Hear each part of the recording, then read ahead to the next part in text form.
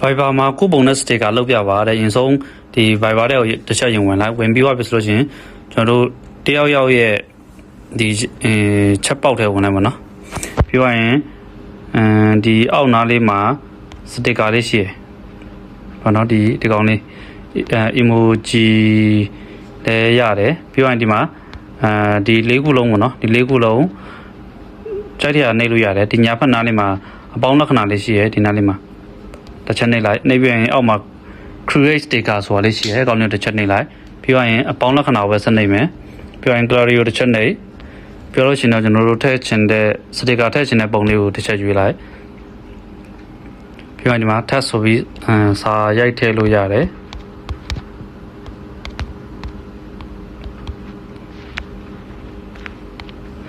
ပြီးသွားပြီဆိုလို့ရှိရင်စတစ်ကာလေးတွေလည်းထည့်လို့ရတယ်ဒီမှာ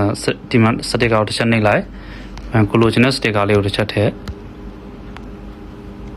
နော်ပြီးသွားလို့ရှိရင် save စတစ်ကာကိုတစ်ချက်နှိပ်ပြီးသွားပြီဆိုလို့ရှိရင်ဒီအပေါ်ဆုံးသားလေးမှာဒီစတစ်ကာကိုနာမည်တစ်ခုပေးလိုက်ပါနော်